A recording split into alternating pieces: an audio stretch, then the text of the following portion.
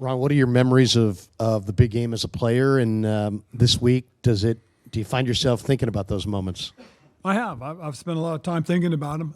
My first memory was in 1979. I went up there as a high school student that was being recruited by Stanford and got a chance to watch the game. It was a heck of a game. Ended on the last play was a pass play into the end zone, and Ronnie Cochimilio knocked the ball away. That was probably the first real moment I spent seeing the difference between winning and losing. I mean, it's euphoria on one side and it's crushing defeat on the other. And so it's always been that way for me. And then, my freshman year winning meant a lot. Losing my sophomore year was a crushing blow. But then 5 laterals and a trombone later, my junior year was special. And then it was nice my senior year because we played there in Stanford. It was my second to last opportunity to play in that stadium. I eventually played in that stadium for the East-West Shrine game as well. So a lot of positive memories. Yeah, Ron, so I believe the last time you were at the big game, or the first time was last year since you were a player, Yep. Correct? So now being a part of it from a different perspective, what's that like being the GM of this team, leading them into the big game? Well, Joaquin, it's special. It really is. Just to be involved again from another perspective does give me an opportunity to see what it looks like on this side of the preparation. I've had a few guys have asked me what did it mean to you, and it meant a lot. It really did because it's great to have a natural rivalry, one especially so close, one that has so many different similarities. In terms of we're public, they're private, and it just goes from there. And it's really, I think it's really neat. I really do. I think it's a cool thing.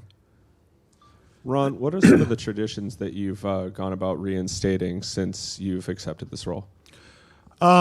Wow, traditions. That's an interesting thing just because I really haven't had a lot of time to think about it. I mean, I've been very busy. I really have.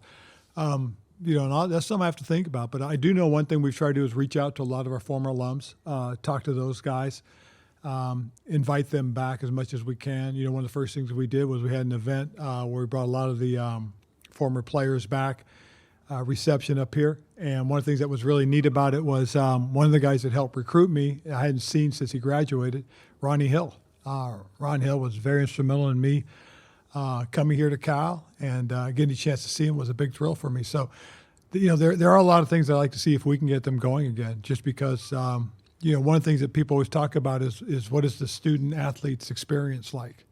And, I'm hoping we can create a very positive experience for our guys that, later on down the line in their lives, they can look back very fondly on their situation here at Cal.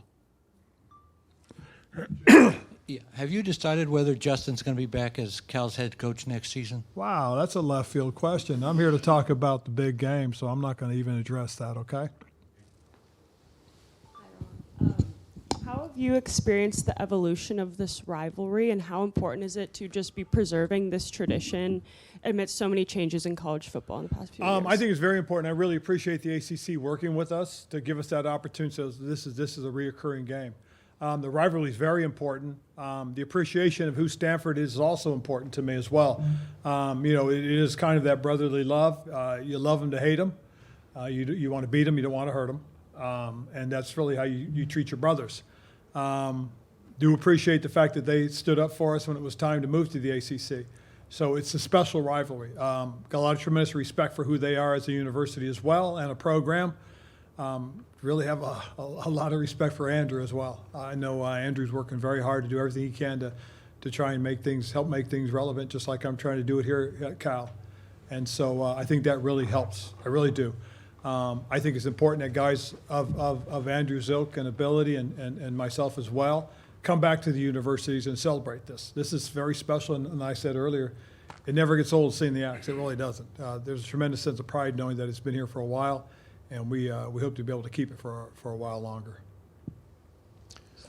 Well, please take me back to your freshman year, because I think there have been a few stories written about the 5 laterals and a trombone, but in a lot of ways, the 80 game was a much bigger upset. What do you remember about that game going into it and after? Well, I do remember it was a big upset. I knew it was an opportunity for us to kind of throw them off kilter a little bit as they were bowl eligible or trying to get to be bowl eligible. I think the big thing for us was it was a big time upset. You know, they had a good young quarterback that was terrorizing everybody else, and so to be able to come out on top on that, I think was probably the biggest excitement. You know, it had been a tough year, being 2-8 at the time, and we knew that this could really make a lot of things better, and it did.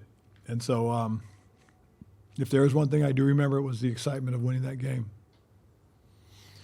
Ron, in the past, you've talked about how you had a chance to not only take in your first big game being a Stanford visitor, but you got a chance to visit with Cal on that game day too, and you saw a special fire in that team. You went on to play for the team, and you've been a passionate supporter of the program along with your wife Stephanie over the years. What is it about Cal that you love? What are some of those things? It's a different place, first of all. It's got a different standard, and we have to uphold that standard because we are the University of California school. And that's the way I look at it. To your point, being at the big game in '79 and really seeing the depths of despair when you lose and the excitement and thrill when you win was amazing. And I did get caught up in that euphoria. I really did. And it's funny because when I walked out of the Cal locker room, the winners locker room, I had this look on my face, and my mother just looked at me and said, "Oh, I know where you're going to go to school now." And it was evident. And from that point, it's been a love affair for me, and I really do feel very fortunate to have gone here because so much of what I've got in life I learned here. This to me is what I call a real life education.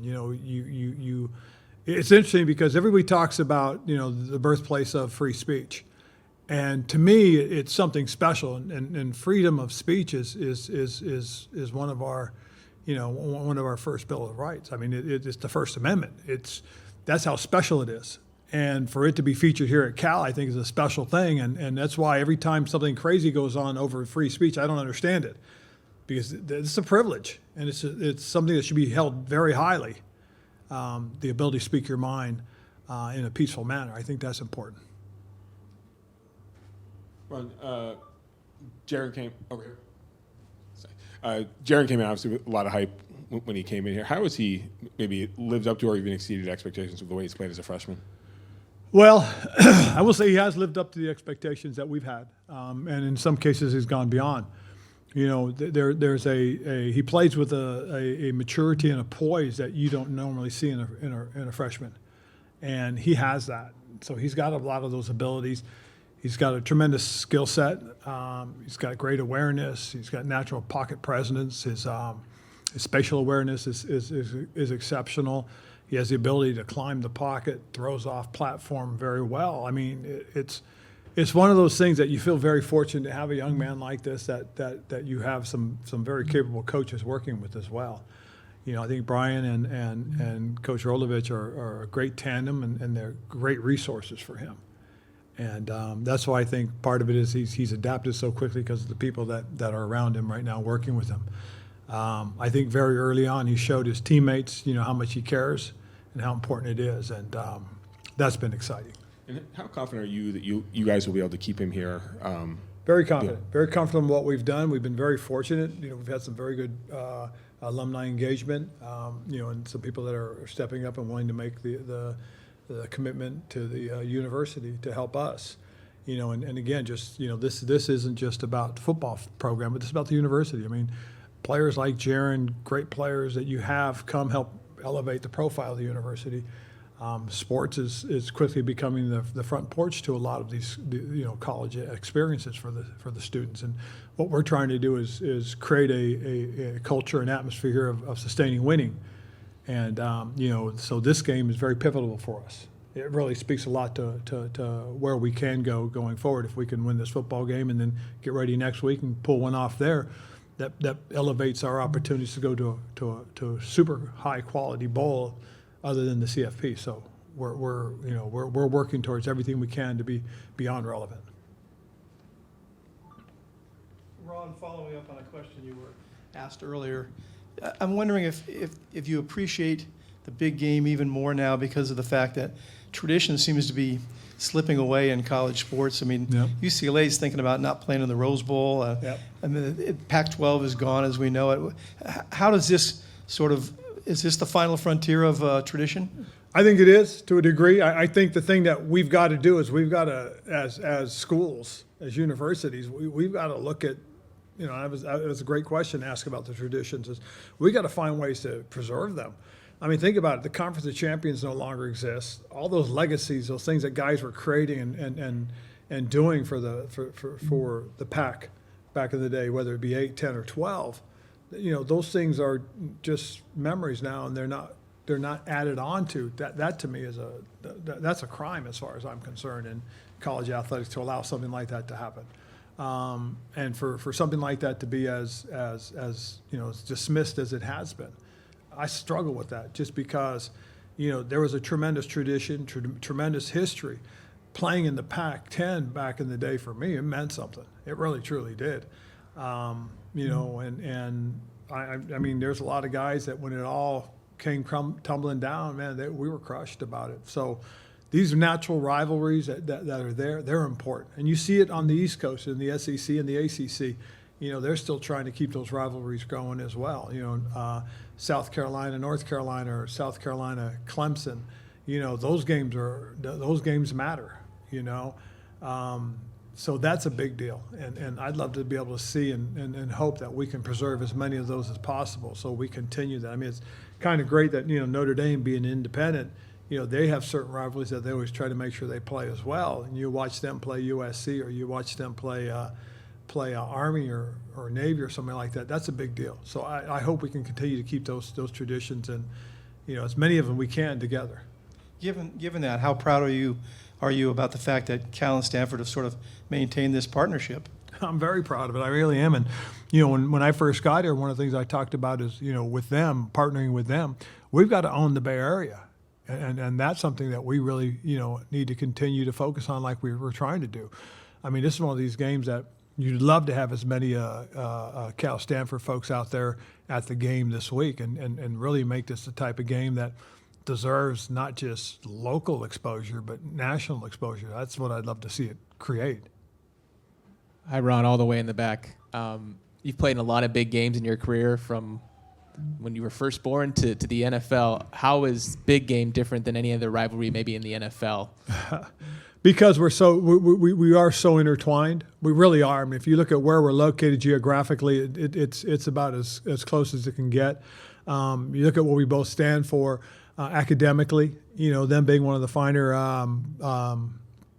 private institutions and us being the number one public institution in the United States, that's a very important thing for us. So we're very competitive as far as that's concerned. You know, we're both here at the gateway to Silicon Valley, to San Francisco with the AI boom that's going on right now. You know, we're both feeder programs for those students. That's why it's important. That's why it's important that we continue to elevate who we are so that the finest students in the world come here to the Bay Area. It's to me, it's that's what it's about. I mean, this is for every reason why.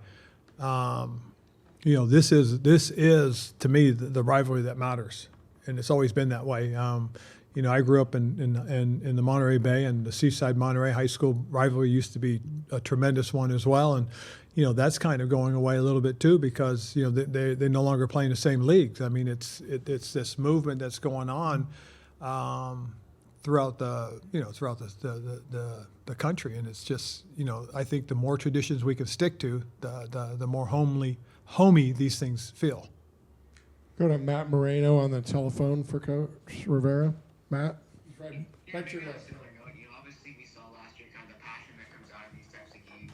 There's so much changing in college football with players changing, you know, year to year, and you don't have guys that have played in this, you know, 3 or 4 times. But what does it say, and how unique is it to college athletics that you can still have that passion in a game like this? And I'm sure we'll see that come out on Saturday.